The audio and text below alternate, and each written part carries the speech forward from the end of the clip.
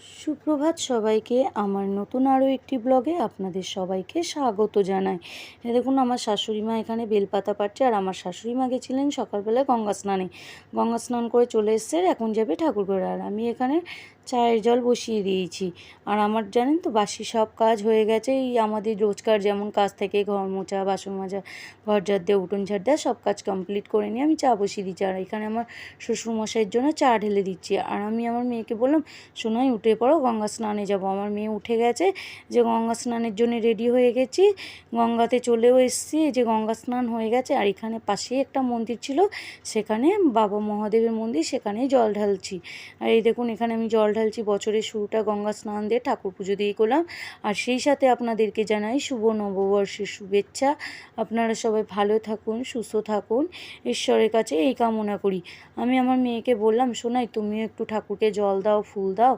তো আমার মেয়ে সেই মতন জল ফুল দিয়ে দিল। তারপর আমরা বাড়ির উদ্দেশ্যে রওনা দিলাম।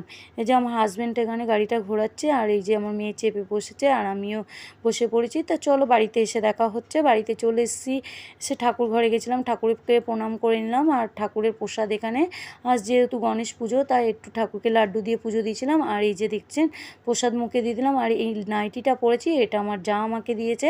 আর আমার মেয়ে যে জামাটা পরেছে ওটা ওর বাবা ওকে দিয়েছে। আর আমার হাজব্যান্ড বললো ওর খুব খিদে পেয়েছে, তাই ভাত বেড়ে নিয়েছি। সকালের আম ডাল ছিল, আলু সিদ্ধ মাখা, রাঙা আলুর বড়া। তো সকালের খাওয়া দাওয়া হয়ে গেছে। তারপর এসেছিলো একটা পার্সেল, তো আমার মেয়ে খুলে নিয়েছে পার্সেলটা। আর এই যে এসেছিলো দুটো পারফিউম, আর পারফিউম দুটো দারুণ স্মেল। আর এই যেখানে আমার শাশুড়ি মা রান্না বসিয়ে দিয়েছে, মাটন কষা, টমেটোর চাটনি, আর টক ডাল তো ছিলই দেখেছেন। আর এখানে আমার মেয়ে দুপুরবেলায় খেতে বসেছে, দেখাচ্ছিল মাটনটা কত সুন্দর সিদ্ধ হয়েছে। আর এই যে আমার যা খেতে বসেছে, আমি আমার শাশুড়ি মা দুজনে খেতে বসেছি। এখন একটি যেমন নবদ্বীপ হালখাতা আছে, তো মা বাবা সবাই মিলে যাবো। দেখো এটা দিয়েছে আমার বাবাই, চুড়িদারটা খুব প্রিয় চুড়িদারটা আমার, এই হিসেবে তোমাদের সাথে দেখা হচ্ছে। ওখানে গিয়েও তোমাদের দেখাতে পারি।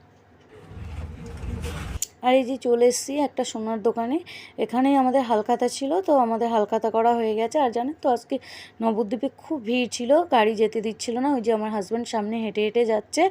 আর আমার এই সারাদিনের ব্লগটি আপনাদের কেমন লাগলো প্লিজ কমেন্ট করে জানাবেন। ভালো লাগলে একটি লাইক করবেন, সাবস্ক্রাইব করে পাশে থাকবেন। আর যারা ফেসবুক থেকে দেখছেন তারা প্লিজ একটি ফলো করে দেবেন।